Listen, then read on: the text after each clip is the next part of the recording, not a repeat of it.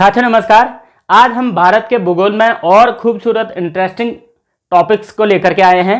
इससे पहले हम भारत के भूगोल में 2 टॉपिक पढ़ चुके हैं, यानी हम 2 वीडियो पढ़ चुके हैं। यदि आपने वो वीडियो नहीं देखी है तो डिस्क्रिप्शन में उसकी लिंक है, आप वहां जाकर के उसे भी पढ़ सकते हैं। तो बेसिक भूगोल से हम शुरू कर रहे हैं, यानी भारत के भूगोल में जितने इंपॉर्टेंट क्वेश्चन आने वाले एग्जाम्स में बन सकते हैं उस सब चीज को हम डिस्कस कर रहे हैं। तो भारतीय भूगोल को हम शुरू से लेकर के अंत तक इस प्रकार से पढ़ेंगे ताकि हमारा कोई भी एग्जाम छूटे ना। तो अभी तक हम भारत के भूगोल में पढ़ चुके हैं भाई भारत की जो स्थिति और विस्तार है, भारत के वर्ल्ड मैपिंग में क्या सिचुएशन है और भारत का अक्षांश और देशांतर। और इससे जस्ट पिछली वीडियो में हमने पढ़ा था कि भारत के अंदर पूरब से लेकर के पश्चिम तक टाइम का डिफरेंस किस प्रकार से निकाला जाता है और भारत का टाइम जोन कौन सा है, कर्क रेखा कौन सी रेखा है और उसके आसपास के सिटीज कौन से हैं। और ये भी पढ़ा था कि कर्क रेखा के ही पास में एक 22 डिग्री अक्षांश रेखा थी, वहां से हमारा जो भारतीय भूभाग है वह संकरा है। देखिए इसके आसपास की चीजें और हम आज डीपली पढ़ने वाले हैं, जो अन्य चीजें छूटी हुई थी। यानी आज हमारे पास यहां से आसपास भारत के पड़ोसी देशों के बारे में हम पढ़ने वाले हैं। उसके बाद हम भारत के भूगोल में भारत के कुछ महत्वपूर्ण चैनल्स या कुछ महत्वपूर्ण विदेशी सीमाएं को भी पढ़ रहे हैं।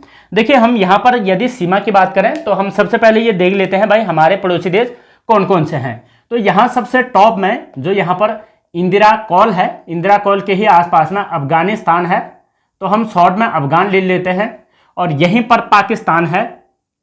पहले तो ये देख लेते हैं कि भारत के पड़ोसी देश कितने हैं।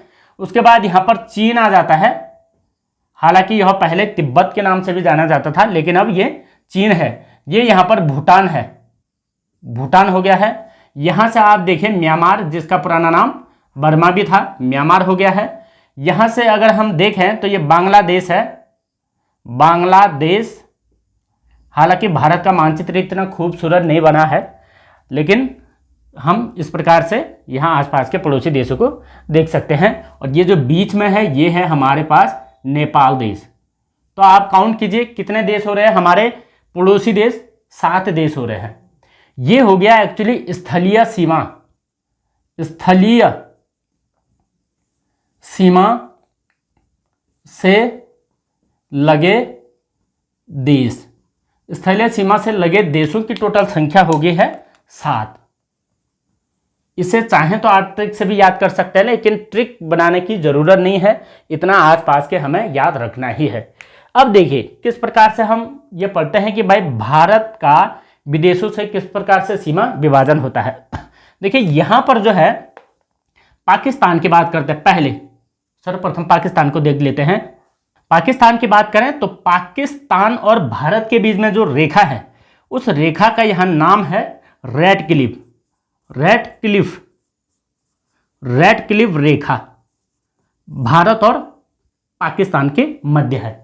अब इसकी जो टोटल लंबाई है वह है, लंबाई भी याद रखना बहुत जरूरी है, 3323 किमी लंबाई है। यानी यहां पर से हम ये देखें कि हमारा ये जो एरिया है यहाँ गुजरात से लेकर के ये पूरा का पूरा जिगजैग जो है यहाँ से लेकर के ये जम्मू कश्मीर के एरिया तक ऊपर लद्दाख तक ये सीमा रेखा बनाती है। और यदि सीमा की बात करें तो सबसे अधिक सीमा ये राजस्थान से बनाता है।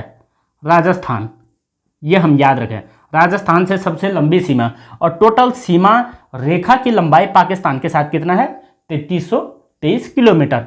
एक यहाँ पर एक रेखा आती है जिसका नाम है 24 डिग्री देशांतर रेखा। देखिए 24 डिग्री देशांतर रेखा का क्या काम है, 24 डिग्री देशांतर। अब जो ये 24 डिग्री देशांतर रेखा है इस रेखा को लेकर के भारत और पाकिस्तान के बीच में विवादित है। क्यों? हम लोग ये मानते हैं कि ये 24 डिग्री देशांतर के ऊपर जो ये लाइन जा रही है हमारी, ये जो रेड क्लिफ लाइन है ये भारत इसके अंदर है। कुल मिलाकर के यहां ये वाला जो एरिया है ये 24 डिग्री देशांतर और ये यहां से रेड क्लिफ वाली लाइन, इस क्षेत्र को पाकिस्तान बोलता है कि ये मेरा है। वो इस सीमा रेखा को नहीं मानता है लेकिन हमने जब ये रेड क्लिफ लाइन पड़ी थी तब से ही इस क्षेत्र को अपना लिया था और आज हमारे पास है। पाकिस्तान इस क्षेत्र को नहीं मानता है। एक्चुअली ये वाला जो एरिया है ये वाला एरिया है सर क्रीक, और सर क्रीक का मतलब होता है एक ऐसा दलदल क्षेत्र, दलदल क्षेत्र जिसका कि अधिक उपयोग में भी नहीं है, यानी इसका अधिक उपयोग नहीं है, लेकिन हमारी जमीन है तो हम उसे ऐसे क्यों छोड़ें। तो ये भी आप याद रखें, 24 डिग्री जो देशांतर रेखा है वो किस किस देश के बीच में विवादित है, तो भारत और पाकिस्तान के बीच में विवादित है। तो भारत और पाकिस्तान के बीच में ये जो रेड क्लिफ लाइन खींची गई थी, रेड क्लिफ लाइन खींची थी 17 अगस्त, ये कंफर्म याद रखें, 17 अगस्त 1947 को, जब भारत का विभाजन हुआ था, पाकिस्तान और भारत का विभाजन, तो उस प्रकार से ये 17 अगस्त को खींची गई थी। तो ये रेखा है भारत और पाकिस्तान के मध्य, क्या नाम है, रेड क्लिफ रेखा। ये हमने कन्फर्मली याद रखना है, तो इतना सा याद रहेगा। इसके बाद एक चीज और आती है देखिए, इसी के साथ साथ बांग्लादेश में भी रेड क्लिफ रेखा इसी समय खींची गई थी, क्योंकि ये जो बांग्लादेश है ये 1971 से पहले इसका नाम पूर्वी पाकिस्तान था। धर्म के आधार पर जब भारत का विभाजन हुआ तो ये पूर्वी पाकिस्तान हुआ, यहाँ भी मुस्लिम बहुल्य संख्या थी, यहाँ भी मुस्लिम बहुल्य था, इसलिए इसको भी पूर्वी पाकिस्तान के नाम से पहले जाना जाता था, पूर्वी पाक। कब, 1971 से पहले। अब जब 1971 में भारत और बांग्लादेश और पाकिस्तान, इन तीनों देशों में जो वॉर हुई, यानी भारत और पाकिस्तान का प्रॉपरली वॉर हुआ था, उस वॉर में भारत ने बांग्लादेश को पाकिस्तान से मुक्त कर दिया था, और तब से ये देश जो है एक स्वतंत्र राष्ट्र है और ये बांग्लादेश कहलाया, वरना ये पहले पाकिस्तान में आता था, यानी इसी का शासन, ये जो पाकिस्तान है ये इस पर शासन चलाना चाहता था, तो ये इस प्रकार से अलग हुआ था। तो यहाँ पर जो रेखा है, यानी बांग्लादेश और भारत के बीच में भी रेड क्लिफ ही होगी, ये याद रखें, रेड क्लिफ रेखा। ये जो रेड क्लिफ रेखा है, ये रेड क्लिफ रेखा को सर रेड क्लिफ ने ही खींचा था, रेड क्लिफ। ये ब्रिटिश अधिकारी थे जो कि यहाँ सीमा रेखा डालने के लिए आए थे, तो ये रेड क्लिफ रेखा बांग्लादेश के साथ भी खींची थी। अब ये बात करते हैं भाई कि बांग्लादेश के साथ हमारी सीमा रेखा कितनी लंबी है। रेखा की लंबाई की बात करें तो ये है 4096.7 किमी, इतनी लंबी सीमा रेखा है, और ये सबसे अधिक लंबी सीमा रेखा बनाने वाला देश है भारत के साथ। स्थलीय सीमा, सर्वाधिक लंबी सीमा रेखा इसी के साथ है, सर्वाधिक लंबी सीमा रेखा किसके साथ है, बांग्लादेश के साथ। और पाकिस्तान और बांग्लादेश का मैंने एक साथ इसलिए बताया क्योंकि ये एक समय में पश्चिमी पाकिस्तान था और ये पूर्वी पाकिस्तान था। तो अभी ये सबसे लंबी सीमा रेखा कौन सा बनाता है, बांग्लादेश, भारत के साथ स्थलीय सीमा।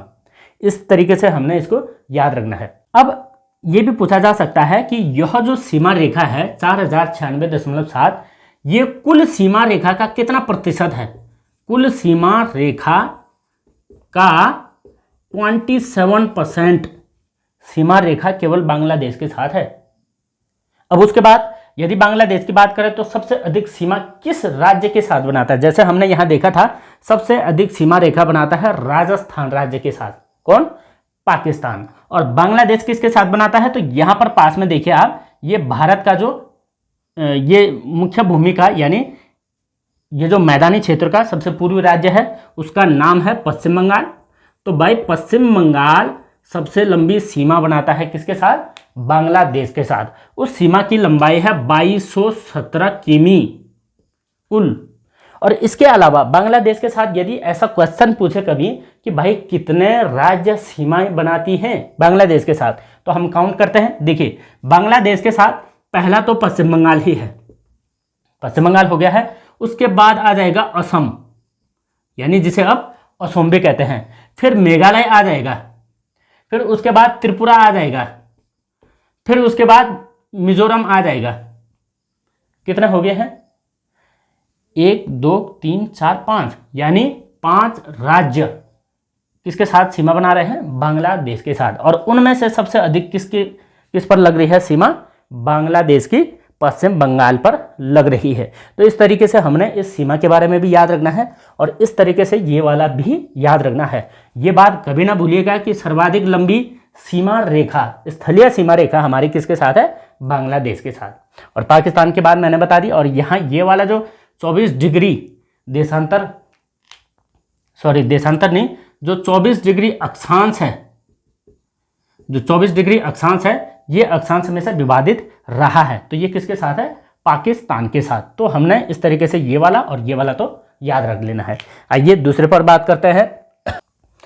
अब अफगानिस्तान के साथ की बात करें तो अफगानिस्तान के साथ अभी जो हमारी सीमा रेखा है वो है डूरंड रेखा, याद रखें। और डूरंड रेखा की जो लंबाई है भारत के साथ मात्र 106 किमी है। और ये जो सीमा रेखा भारत के साथ है डूरंड रेखा, यह सबसे छोटी सीमा रेखा है, सबसे छोटी सीमा रेखा। देखिए ये सीमा रेखा कब पड़ी थी, इस पर भी क्वेश्चन हो सकता है। ये पड़ी थी 1896 में, 1896 में ये रेखा पड़ी थी और ये डाली गई थी सर मॉर्टिमर डूरंड के द्वारा खिंचवाई गई थी। एक्चुअल में जब ये डूरंड रेखा खींची गई थी तो यहाँ से पाकिस्तान लगता है। तो ये रेखा उस समय भारत और अफगानिस्तान के बीच थी, इसलिए थी क्योंकि इस समय में ये 1896 में ये पाकिस्तान या ये बांग्लादेश तो भारत का ही हिस्सा था। जब भारत का ही हिस्सा था तो ये जो डूरंड रेखा है, ये डूरंड रेखा एक्चुअल में पहले भारत और अफगानिस्तान के बीच थी। लेकिन अब कहानी क्या हो गया है, हम पाकिस्तान को अलग कर चुके हैं और ये जो पाकिस्तान और अफगानिस्तान के बीच जो सीमा रेखा है यही सीमा रेखा डूरंड रेखा है। बट अभी इसका कुछ हिस्सा हमारे देश पर भी टच होता है और वो यहाँ केवल ये लद्दाख का जो ऊपरी क्षेत्र है यहाँ पर मात्र 106 किलोमीटर लंबी सीमा रेखा बनाता है। तो इस तरीके से हमने याद रखना है भाई। अभी तक हम बात कर चुके हैं 3 पड़ोसी देशों की सीमा भारत से कैसी लगती है। हमने सबसे पहले क्या किया, एक विवादित देश देखा पाकिस्तान के साथ, यहाँ पर भी विवाद है और यहाँ तो खैर है। उसके बाद हमने देखा कि बांग्लादेश, जिस देश के साथ सबसे अधिक सीमा रेखा है वो बांग्लादेश देखा। उसके बाद पढ़ा हमने कौन सा, अफगानिस्तान, और अफगानिस्तान के साथ सबसे कम सीमा रेखा है। इतना हो गया है। अब यहाँ से आगे दूसरे पर बात करते हैं। देखिए पाकिस्तान के साथ एक चीज़ और भी याद रखें आप, यहाँ पर पाकिस्तान के साथ यहाँ पर एक सीमा है, एक रेखा है जिसे कि हम कहते हैं LOC। ये LOC भी याद रखें, लाइन ऑफ कंट्रोल। तो लाइन ऑफ कंट्रोल जो है ये लद्दाख और कश्मीर के बीच में ये जो POK है, यहाँ POK पाक ऑक्युपाइड कश्मीर यानी पाकिस्तान द्वारा अधिकृत जो कश्मीर है उस और भारत के बीच में LOC लाइन है। और LOC लाइन कब खींचेगी, जब भारत और पाकिस्तान का 1948 से ही विवाद रहा तो तब से ये LOC लाइन मानी जाती है। तो ये LOC को भी याद रखना है किस किस के बीच में है, तो लद्दाख, कश्मीर और पाकिस्तान के बीच में ये लाइन है। अदरवाइज जो रेड क्लिफ लाइन है ये तो यहाँ भारी बाहर से है, रेड क्लिफ। तो रेड क्लिफ भी विवादित है, ये पाकिस्तान का ये जो जम्मू कश्मीर और लद्दाख वाला एरिया है यहाँ पर। अब इसके बाद देखते हैं भाई चीन के साथ कैसी सीमा है। देखिए इससे पहले कि चीन के साथ हम पढ़ें, थोड़ा सा मिटा भी देते हैं क्योंकि ये काफ़ी बड़ा है तो इस पर बात करेंगे। तो इतना हम समझ गए भाई, बांग्लादेश के साथ जो सीमा रेखा है वो भी समझ गए, पाकिस्तान के साथ भी हम समझ गए, और डूरंड रेखा जो कि ये अफगानिस्तान के साथ है ये भी हमारे दिमाग में बैठ गई है। तो आप अच्छे तरीके से याद रखिएगा, ये बहुत इंपॉर्टेंट है, ये सीमा रेखाएं बार बार क्वेश्चन बनते हैं। इसके बाद हम जाते हैं जी चाइना पर।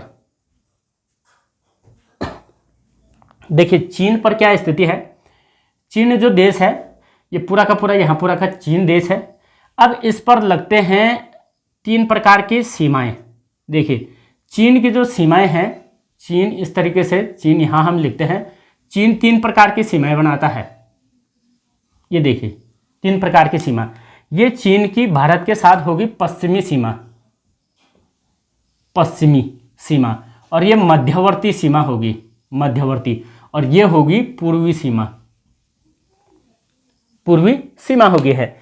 और ये जो पश्चिमी सीमा है ये झिंजियांग प्रांत से लगती है। यहाँ पर चीन का झिंजियांग प्रांत है, झिंजियांग प्रांत है, और झिंजियांग प्रांत की जो सीमा यहाँ पर लगती है ये लगती है लद्दाख पर।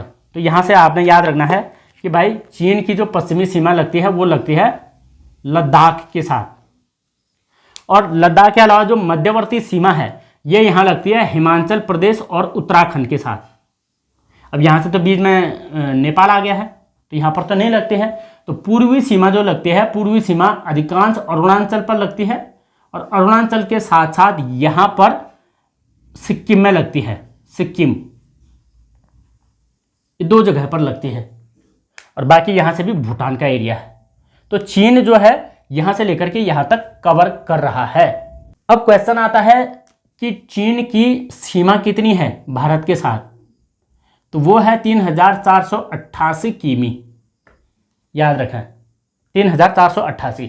अब एक क्वेश्चन आता है चीन और भारत के बीच सीमा रेखा का नाम। देखिए चीन और भारत के बीच जो है, चीन भारत के मध्य जो सीमा रेखा है, मध्य सीमा, उसका नाम एक्चुअल में हमें पढ़ाया जाता है या हम पढ़ते हैं, उसका नाम है मैकमोहन, मैकमोहन रेखा, मैकमोहन रेखा। तो एक्चुअल में मैकमोहन रेखा क्या ये 3488 किलोमीटर है? नहीं है, ये 3488 नहीं है, बल्कि ये जो रेखा है ये केवल 1140 किमी की है। अब ये 1140 किमी कहाँ पर है? ये मैकमोहन जो रेखा है, ये मैकमोहन रेखा केवल यहाँ पर है, अरुणाचल के साथ। ये अरुणाचल के साथ कब पड़ी थी? ये पड़ी थी 27 अप्रैल 1914 को सर मैकमोहन के द्वारा डाली गई थी। किसके द्वारा? सर मैकमोहन, मैकमोहन इनके द्वारा डाली गई थी। यहाँ पर एक्चुअली में शिमला में एक समझौता हुआ था, और शिमला समझौता भी आप याद रखें किस देश के साथ हमारा सीमा को लेकर के शिमला समझौता हुआ है। शिमला समझौता, शिमला समझौता हुआ है, लेकिन चीन इस पर भी विवाद खड़ा कर देता है। देखिए जब शिमला समझौता हुआ उस समय 3 प्रतिनिधि थे, एक था भारत, एक था तिब्बत और एक था चीन। अब जब यहाँ पर इस शिमला समझौता में सिग्नेचर होने थे तब भारत और तिब्बत तो एग्री हो गया था, लेकिन चीन एग्री नहीं हुआ। चीन ने ऐसा कहा था तिब्बत को कि भाई तिब्बत जो है अपना संपूर्ण प्रतिनिधित्व नहीं रख पाता है कि भाई इस समझौते में, यानी इस तिब्बत के पास इतना अधिकार नहीं है कि वो समझौते में शामिल हो सके। तो वो चाहता ही विवाद था, इसीलिए ये विवाद हुआ और आज भी चीन यहाँ जो है घुसपैठ करते रहता है। देखिए चीन कहाँ कहाँ पर घुसपैठ करता है? चीन हर बार टांग अड़ाने की कोशिश करता है भारत के साथ। एक तो यहाँ पर चीन ने 1962 में भारत चीन के युद्ध के बाद जो है चीन ने यहाँ पर कुछ हिस्सा हमारा कब्जा कर लिया है, और उस क्षेत्र को बोला जाता है अक्साई चीन, अक्साई चीन।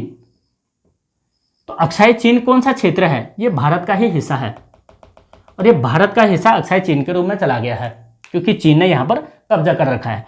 तो इसके बीच में चीन और जो है ये भारत के बीच में यहाँ पर जो है ये लद्दाख वाला एरिया, यहाँ पर LAC लाइन है, आप याद रखें बहुत इंपॉर्टेंट है। जैसे इधर था पाकिस्तान के साथ वो LOC था, LOC का मतलब हो गया लाइन ऑफ कंट्रोल। अब इसका मतलब हो जाता है लाइन ऑफ एक्चुअल कंट्रोल, वास्तविक नियंत्रण सीमा रेखा। तो वास्तविक नियंत्रण सीमा रेखा चीन के अक्साई चीन क्षेत्र और भारत के लद्दाख के मध्य ये अभी वर्तमान में है।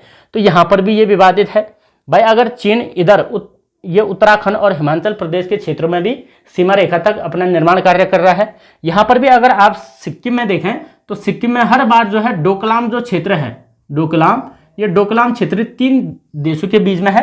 एक यहाँ से भूटान का एरिया आता है, यहाँ से अपना सिक्किम से लेकर के भारत है और पीछे से चीन आता है। तो ये डोकलाम क्षेत्र हमेशा विवादित ही रहा है। यहाँ अरुणाचल में भी ये इस प्रकार से हस्तक्षेप करता रहता है। तो ये चीन की जो सीमा रेखा है इसको हम यदि क्वेश्चन के हिसाब से याद रखें तो आप लंबाई रखना 3488, और 3488 में जो 1140 किलोमीटर की जो लंबाई है वह केवल हमारी मैकमोहन रेखा है। ये मत समझिएगा कि यहाँ से लेकर के टोटल पूरे यहाँ तक मैकमोहन रेखा है, यहाँ तक नहीं है, केवल अरुणाचल वाला एरिया है मैकमोहन सीमा रेखा, ये हमने याद रखना है। तो चीन के साथ किस प्रकार से सीमा विभाजन है ये भी हमने याद रखा। यहाँ से आगे फिर दूसरे देश के बारे में देखते हैं क्या क्या हुआ। आई थिंक आपको ये चीज़ें समझ में आ रही होगी, और चीन के साथ इतनी लंबी सीमा रेखा हम बनाते हैं। देखिए उसके बाद क्या है, यहाँ से दूसरे देश के बारे में हम पढ़ते हैं। दूसरे देश का मतलब है अब हम यहाँ से जानेंगे भाई नेपाल के साथ। नेपाल के साथ किस प्रकार सीमा है हमारी। नेपाल के साथ महत्वपूर्ण ये है कि भाई नेपाल के साथ भारत, जिसमें कि आंग्ल था, आंग्ल यानी अंग्रेज तथा नेपाल, अंग्रेज तथा गोरखा के मध्य एक महत्वपूर्ण समझौता हुआ था। वो समझौता हुआ था 4 मार्च को, 4 मार्च 1816 को। इस समझौते पर एक हस्ताक्षर किया गया था। वह समझौता हुआ था संगोली संधि, संगोली की संधि। अब संगोली की जब संधि हुई तो संधि का मतलब है युद्ध विराम लगाना। अंग्रेजों और गोरखाओं के मध्य बहुत बड़ा युद्ध हुआ था, यानी उस समय भारत और गोरखा हम समझ सकते हैं क्योंकि ब्रिटिशों का शासन भारत पर था। तो यहाँ से एक सीमा रेखा का विभाजन किया गया। वो सीमा रेखा का विभाजन यहाँ से किया गया उत्तराखंड के साथ। अब उत्तराखंड के साथ जो सीमा का विभाजन किया गया, वो सीमा रेखा बनाएगी एक नदी, और वर्तमान में काली नदी को वो सीमा बताया गया है। काली नदी यानी काली नदी बोला जाए तो नेपाल में उसे महाकाली कहा जाता है। तो महाकाली नदी या काली नदी सीमा रेखा निर्धारित की गई ब्रिटिशों के द्वारा गोरखों से संधि करने के बाद। एक्चुअल में उस समय क्या हो गया था, उत्तराखंड में आंग्ल गोरखा युद्ध चला, और आंग्ल गोरखा युद्ध में गोरखा पराजित हो गए थे। जैसे गोरखा पराजित हुए तो भाई अंग्रेजों ने एक संधि प्रस्ताव रखा। संधि प्रस्ताव में गोरखाओं को मानना पड़ा। हालांकि कई विवाद बीच में रहे थे, लेकिन आखिरकार मानना पड़ा, और मानने के बाद इस संधि को स्वीकृत की गई नेपालियों के द्वारा, गोरखों के द्वारा। और ये काली नदी को सीमा रेखा बना दिया, और काली रेखा के पूर्व में कहा कि आप गोरखा रहेंगे और इससे पश्चिम क्षेत्र में ब्रिटिश शासन रहेगा। और ये जो काली रेखा है, ये जो काली नदी है, काली नदी के यहाँ टॉप में एक दर्रा है, यहाँ पर ट्राई कॉर्नर पास कहते हैं। और वो ट्राई कॉर्नर पास के नज़दीक में ही यहाँ पर जो है एक काला पानी क्षेत्र है। ये काला पानी क्षेत्र भी भारत और नेपाल के बीच में विवादित है। ये कहाँ है, ये यहाँ पर पिथौरागढ़ में। इधर से पिथौरागढ़ है और सामने से नेपाल है। ये भी विवादित है। विवादित क्यों है, क्योंकि ढंग से उस समय बंटवारा नहीं हो रखा था। तो अंग्रेजों ने भी इसी हवा में खींचा, तो शायद हो सकता है कि वो भी ठीक से बंटवारा नहीं हो पाया। इसके अलावा यदि हम बात करें कि भाई नेपाल का अन्य किस राज्य के साथ सीमा है, तो यहाँ से बात करते हैं। नेपाल का एक तो उत्तराखंड के साथ सीमा है, नेपाल की सीमा उत्तराखंड के साथ, और उसके बाद यूपी के साथ इसकी सीमा है, उसके बाद बिहार के साथ इसकी सीमा है, उसके बाद सिक्किम के साथ इसकी सीमा है, और सबसे अधिक जो सीमा रेखा बनाता है वो बिहार के साथ बनाता है। ये बहुत इंपॉर्टेंट है। बिहार के साथ सबसे अधिक सीमा कौन बनाता है, नेपाल। और वैसे ऐसा लगता है कि भाई उत्तराखंड के साथ बनाता होगा, नहीं, यहाँ बिहार के साथ सबसे अधिक सीमा रेखा बनाता है। देखिए एक क्षेत्र यहाँ भी विवादित है। देखिए कैसे विवादित है, यूपी और नेपाल के मध्य। यूपी और नेपाल के मध्य एक सुस्ता क्षेत्र है, सुस्ता क्षेत्र, सुस्ता नदी क्षेत्र या सुस्ता घाटी क्षेत्र हम कह सकते हैं। सुस्ता घाटी क्षेत्र, सुस्ता घाटी क्षेत्र विवादित क्यों है? देखिए होता क्या है, हर बार नेपाल से जो गंडक नदी आती है, गंडक या गंडकी नदी जिसको बोलते हैं, तो गंडक नदी नेपाल से जब यूपी में प्रवेश करती है तो वो क्या कर देती है, अपना मार्ग परिवर्तन कर देती है। आपने देखा होगा यूपी और बिहार में अधिकतम नेपाल की नदियों से ही बाढ़ आते हैं। तो ये नदी जब यूपी में आती है तो ये मार्ग परिवर्तन कर देती है। इस वजह से सीमा में भी विवाद हो जाता है, क्योंकि भाई नदी का क्या है, प्राकृतिक तरीके से बह रही है। कभी इस छोर में 15 मीटर खिसक गई, कभी इस छोर में 20 मीटर खिसक गई, तो इससे क्या हो जाएगा, सीमा में विवाद हो जाएगा। यानी जहां पहले नदी बह रही थी, अगर वो अपना स्थान बदल दे तो दूसरे देश के लोग क्या कर देते हैं, वहां पर खनन कार्य कर देते हैं या कंस्ट्रक्शन कर देते हैं। इस प्रकार की वजह से ये सुस्ता क्षेत्र भी यूपी और नेपाल के मध्य विभाजित क्षेत्र है। इसे भी हमने याद रखना है यहाँ पर। और सबसे अधिक सीमा किसके साथ बना रही है, ये जो बना रही है, ये बना रही है बिहार के साथ, और उसके बाद सिक्किम के साथ भी बनाती है। जैसे आपने ये भी सुना होगा कि भाई भारत का ऐसा कौन सा राज्य है जहाँ पर नेपाली लैंग्वेज प्रयोग की जाती है, तो नेपाली जो लैंग्वेज बोला जाता है वो सिक्किम के साथ बोला जाता है, वो सिक्किम में बोला जाता है। क्यों? क्योंकि नेपाल का इससे तुरंत यहाँ पर अटैचमेंट है। और यहीं पर आप जानते हैं भाई कंचनजंगा पर्वत चोटी भी है। खैर इनके बारे में हम आगे अगले चैप्टर में बात करेंगे। तो ये सीमा रेखा इस तरीके से विभाजित की गई है, ये याद रखना है आपने। काला पानी क्षेत्र भी एक प्रकार से विवादित है, जो कि यहाँ पर उत्तराखंड और नेपाल के मध्य है, और सुस्ता क्षेत्र जो कि यूपी और नेपाल के मध्य विवादित है। अब इस देश के साथ हमारी सीमा रेखा की लंबाई कितनी होगी? नेपाल के साथ हमारी जो सीमा रेखा की लंबाई है वो है 1751 किमी, मात्र 1751 किमी सीमा बनाता है। किसके साथ? नेपाल के साथ भारत। हो गया, इतना हमने याद रखना है। और ये संधि आप बेहतर तरीके से याद रखें, ये आंग्ल और गोरखा के मध्य ये संधि हुई थी। तो इस प्रकार से नेपाल की सीमा के बारे में भी हमने पढ़ा। आप एक एक करके बड़े अच्छे तरीके से याद रखिएगा, क्योंकि ये चीज़ें एक ही बार पढ़ा जाता है, बार बार पढ़ने का समय नहीं है। और ये हमने बांग्लादेश के बारे में पढ़ा था। अब बात करेंगे भूटान के साथ सीमा रेखा। देखिए भूटान के साथ 699 किमी सीमा हमारे कुल है, सीमा रेखा टोटल 699 किलोमीटर सीमा रेखा है। और भूटान के साथ कोई सीमा का कोई विशेष नाम नहीं है। एक्चुअल में क्या हुआ था, 1949 में एक सैन्य समझौता हुआ था यहाँ, सैन्य समझौता हुआ था भूटान तथा भारत के मध्य। भूटान वर्सेस भारत, इन दोनों में सैन्य समझौता हुआ था। और सैन्य समझौता के तहत ये कहा गया था कि जितनी सीमा रेखा भूटान की है उसके अंदर भूटान देश अपना एक गणराज्य रहेगा या अपना एक प्रकार से शासन करेगा, क्योंकि वहाँ राजा शासन चलता है।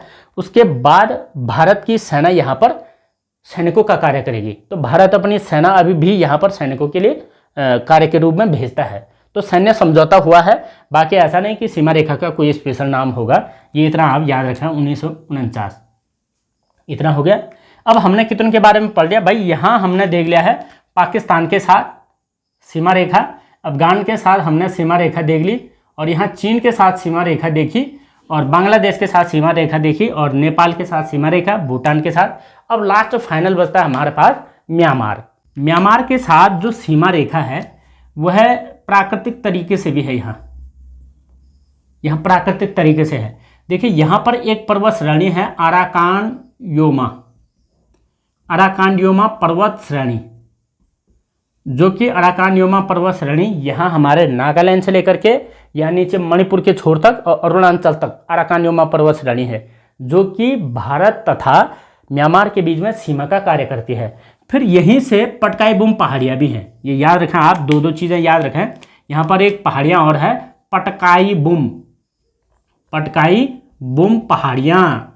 तो पटकाई बुम पहाड़ियाँ भी किस किस के मध्य है, हालांकि ये भारत से लेकर के यहाँ नागालैंड से लेकर के आगे तक जाती है। तो ये भी एक प्रकार की सीमा रेखा बनाती है, किसके साथ, प्राकृतिक तरीके से म्यांमार के साथ। लेकिन म्यांमार के साथ भी एक संधि हुई है, और म्यांमार के साथ संधि हुई है बधाइयों की संधि, याद रखिएगा, इंपॉर्टेंट है, बधाइयों की संधि हुई है। और ये संधि हुई थी 1926 में, बहुत इंपॉर्टेंट होगा, बधाइयों की संधि 1926 में हुई थी। इसी संधि के तहत इस पर्वत श्रेणी को क्या माना गया है भाई, पर्वत श्रेणी को सीमा रेखा माना गया है। लेकिन ये जो हुआ ये सही तरीके से बहुत लेट में खींचा गया, ये 10 मार्च 1967 को यह रेखा दोबारा से सही तरीके से खींचेगी। देखो 1926 में खींच लिया था, लेकिन वो उतना कारगर नहीं हुआ, तो सही तरीके से 1967 में खींचा गया था। अच्छा, उसके बाद यदि हम बात करें कि भाई म्यांमार कितने राज्यों से लग रहा है, तो म्यांमार को आप स्पेशली इस तरीके से याद रखें। म्यांमार लगता है भाई, एक अरुणाचल के साथ लगता है, दूसरा नागालैंड के साथ लगता है, तीसरा मणिपुर के साथ लगता है। इतना आप याद रखें। यहाँ से जो ये लगता है, और मणिपुर के बाद मिजोरम पर लगता है, मिजोरम 4 राज्यों के साथ ये सीमा रेखा बना रहा है।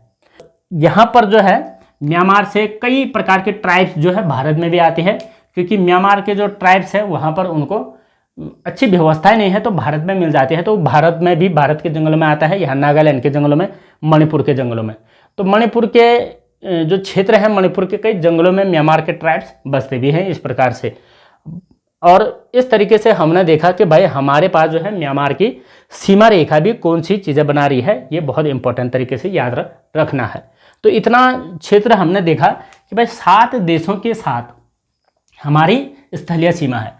अब स्थलीय सीमा जब है, स्थलीय सीमा, तो स्थलीय सीमा की जो लंबाई होगी टोटल कितनी होगी, तो टोटल लंबाई होगी 15,106.7 किलोमीटर, ये आप याद रखें।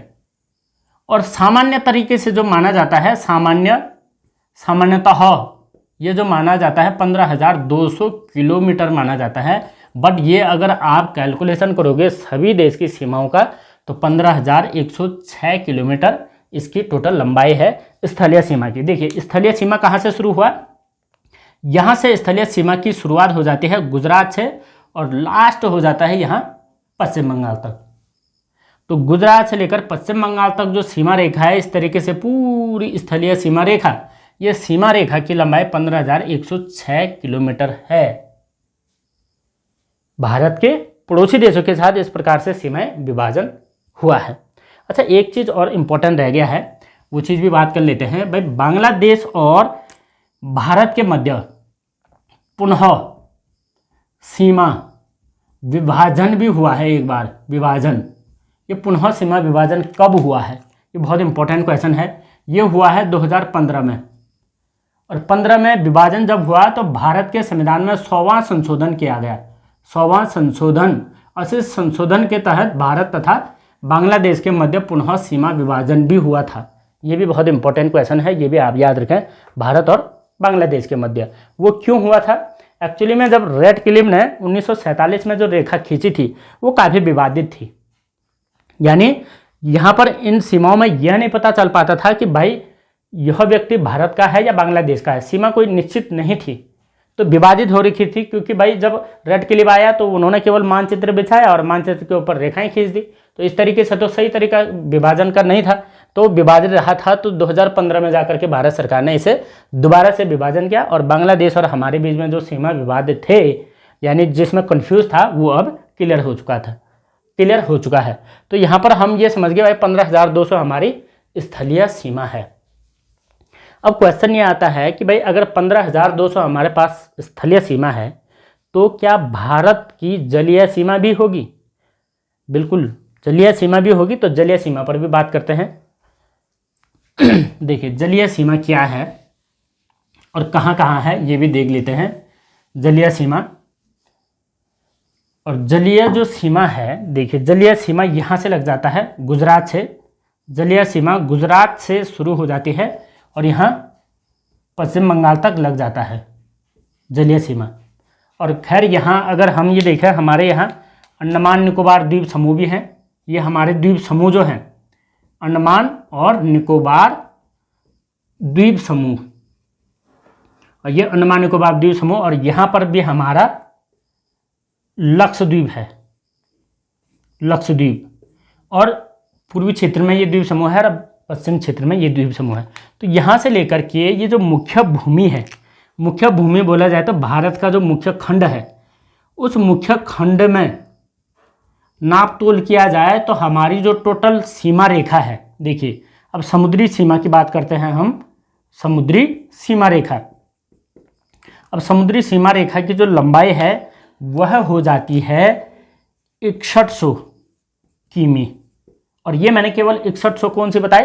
केवल यहाँ गुजरात से लेकर के पश्चिम बंगाल तक, जो ये केवल और केवल क्या है? मुख्य सीमा है, यानी मुख्य स्थल खंड है। यदि हम लक्षद्वीप तथा अंडमान निकोबार द्वीप समूहों को भी मिला दें तब कितना होगा? तब ये हो जाता है द्वीपों सहित, द्वीपों की सीमा रेखा सहित, सीमा रेखा सहित कितना हो जाएगा? द्वीपों सहित सीमा रेखा, तो ये हो जाता है 7,516.7 किमी। तो ये कितना हो गया है? द्वीपों सहित 7,516 और 6100 ये है। तो इसका मतलब क्या है? द्वीपों की सीमा रेखा कितनी बड़ी है? 61 ये है और 7,500 ये है, तकरीबन 1400 के आसपास सीमा रेखा है। अब टोटल अगर यदि मिला दिया जाए ये द्वीपों वाली सीमा रेखा और ये स्थलीय सीमा रेखा, मुख्य भूमि की सीमा रेखा, तो टोटल हम मिलाते हैं। देखिए कैसा है भाई, 15,200 हमने यहाँ से देखा और 7,516.7 यहाँ देखा। तो टोटल सीमा रेखा की जो हमारी लंबाई होती है तो 22,716.7 किमी। इतनी सीमा रेखा हमारी क्या है? बाउंड्री है चारों तरफ, भारत की चारों तरफ से बाउंड्री है। और हमने ये देखा भाई हमारे जो देश हैं उनमें स्थलीय सीमा बनाने वाले देश तो हैं जी 7। अब यदि बात करें कि जलीय सीमा कितने देश बनाते हैं तो यहाँ पर कई कन्फ्यूजन हो सकता है। देखिए जलीय सीमा कितने देश बनाएंगे उस पर भी बात कर लेते हैं। तो ये तो हम सीख गए हैं, 15,200 हमारी स्थलीय सीमा रेखा की लंबाई होगी, 7,516 हमारी जलीय सीमा रेखा की लंबाई होगी, और टोटल मिलाकर के 22,716.7 किलोमीटर कुल सीमा रेखा हो चुकी है। अब यहाँ बात करते हैं कि भाई स्थलीय सीमा से लगने वाले 7 थे और जलीय सीमा से अभी बात करते हैं कितने होते हैं। अब देखिए स्थलीय हुए 7, अब जलीय यहाँ से बात करते हैं। देखिए जलीय सीमा की बात करें तो सबसे पहला जो देश आता है जलीय सीमा में, इधर क्षेत्र की बात करें तो मालदीव आता है, मालदीव देश जो कि हिंद महासागर के अंदर है। यहाँ की बात करें तो श्रीलंका आता है, श्रीलंका, यहाँ पर श्रीलंका, और ये हो गया नीचे मालदीव, हालांकि ये और भी नीचे है। और इधर से अगर बात करें, हाँ इधर से भी पाकिस्तान भी जलीय सीमा बनाता है, पाकिस्तान, ये याद रखें। और उसके बाद यहाँ से आ जाता है म्यांमार, म्यांमार आ जाता है। इसके अलावा म्यांमार के अलावा यहाँ इंडोनेशिया भी जलीय सीमा से लगता है, इंडोनेशिया। और इंडोनेशिया का एक द्वीप है जो द्वीप भारत की तरफ है, उसका नाम है सुमात्रा, सुमात्रा द्वीप। और सुमात्रा द्वीप भी भारत से जलीय सीमा साझा करता है। अब ऐसा मत समझे कि सुमात्रा भारत को टच करता है, भारत को टच नहीं करता है, बल्कि सुमात्रा की जलीय सीमा और भारत की जलीय सीमा आपस में जुड़ी हुई है, क्योंकि पानी तो पूरा मिला हुआ है भाई, लेकिन जलीय सीमा माप तोल करके हमारी और उनकी मिलती है। म्यांमार भी जलीय सीमा बनाता है। देखो जलीय सीमा बनाने वाले कितने हुए, पाकिस्तान 1, दूसरा मालदीव 2, तीसरा श्रीलंका 3, यहाँ से बांग्लादेश भी बनाता है भैया 4, और 5, 6 देश। अब आप कहेंगे कि 6 और 7, 6, 7, 13 तो नहीं हो गए, नहीं 13 नहीं हुई एक्चुअली। क्यों? क्योंकि ये जलीय और स्थलीय दोनों बना रहा है, तो ये प्लस में है। ये जलीय स्थलीय दोनों बना रहा है, ये भी प्लस में है, 2 देश हो गए, और ये भी जलीय स्थलीय दोनों है, तो 3 देश हो गए। अब आप 3 देशों को तो हटा दीजिए, तो कितना हो गया, +3, तो टोटल हो गया 10। इसका मतलब हमारे पड़ोसी देशों की संख्या कितनी होगी, 10 होगी, क्योंकि हमने यहाँ 7 देश पहले देखे थे, उसके बाद ये 8, ये 9 और ये 10 देश हो गए हैं। तो 10 देशों के साथ हमारी अंतर्राष्ट्रीय सीमा है, चाहे वो जलीय है चाहे वो स्थलीय है, इतना हमने याद रखना है। तो ये हमने पढ़ा है हमारी जलीय सीमा और स्थलीय सीमा के बारे में। इसके अलावा हम अब आने वाली अगली वीडियो में हमारी जलीय सीमा किस प्रकार से विभाजित होती है इसके बारे में पढ़ेंगे। उसके अलावा भारत के जो प्रमुख चैनल्स हैं, चैनल्स के बारे में भी पढ़ेंगे, चैनल क्या होता है, जल संधि क्या होती है, जल डमरू क्या होता है, इसके बारे में भी पढ़ेंगे। और जो समुद्री सीमा से लगने वाले देश हैं उनसे किस प्रकार से सीमा का विभाजन है उसके बारे में भी पढ़ेंगे। तो आज के लिए बस इतना ही, मिलते हैं एक अगली नई वीडियो सीरीज में, तब तक के लिए जय हिंद।